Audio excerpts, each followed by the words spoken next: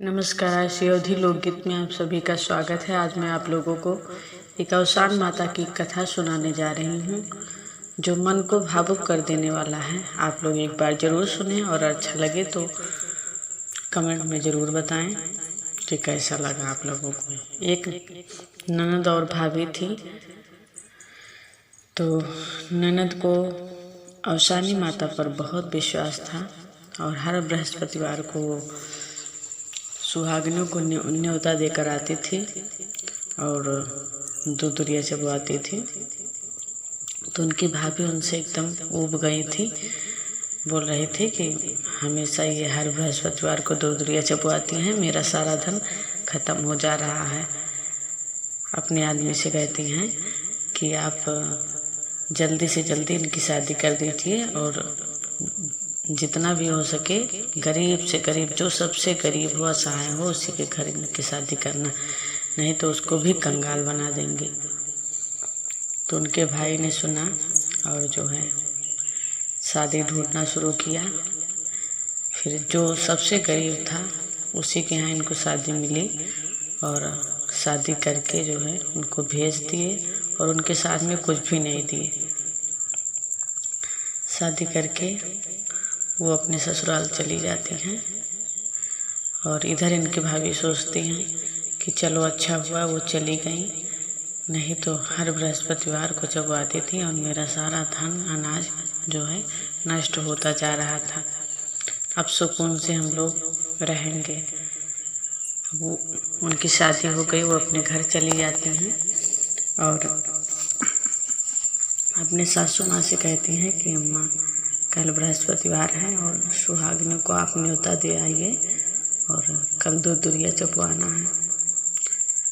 अब उनकी सासू रानी बहुत असमंजस में है, सबको न्योता दे आती हैं और मन ही मन सोचती हैं कि अब हम क्या करें, हमारे घर तो कुछ है भी नहीं और ये कुछ लेकर भी नहीं आए, कैसे चबवाएंगे।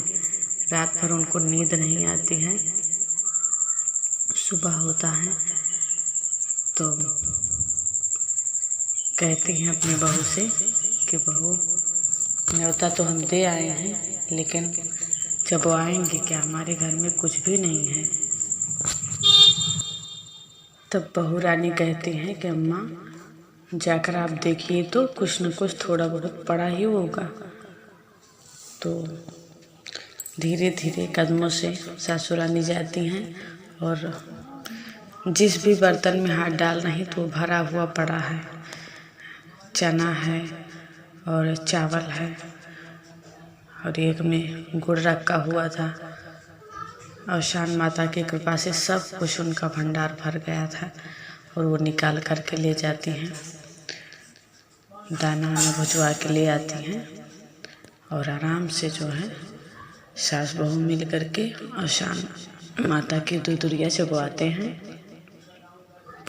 और उधर भाभी उनकी भेजती हैं, कहती हैं जाओ देखो आज बृहस्पतिवार है, आज भी दूधिया चबवा रही हैं कि नहीं, यहाँ तो रोज़ चबवाती थी। तो भैया आते हैं और देखते हैं कि सभी सुहागिनें चबा रही हैं। भाई तो भाई होते हैं, अपने मन में खुश होते हैं कि चलो हमारी बहन को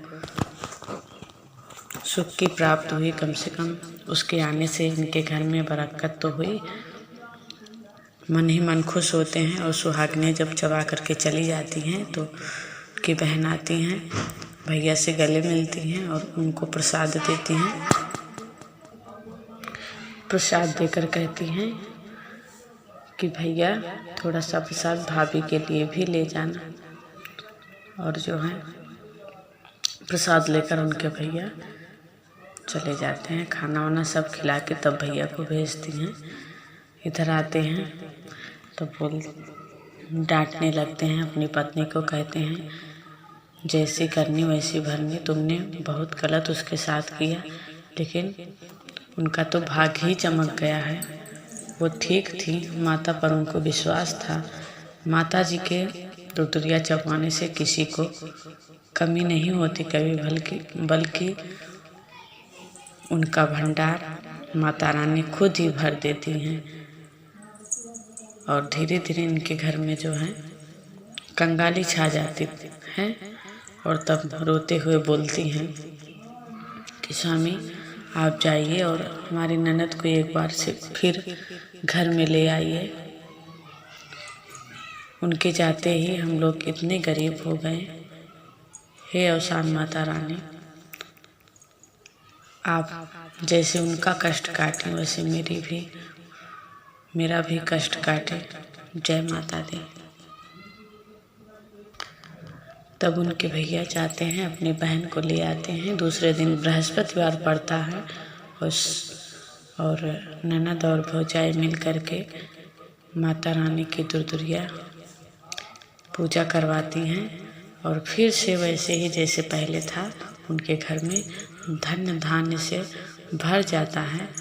प्रेम से बोलिए जय माता दी।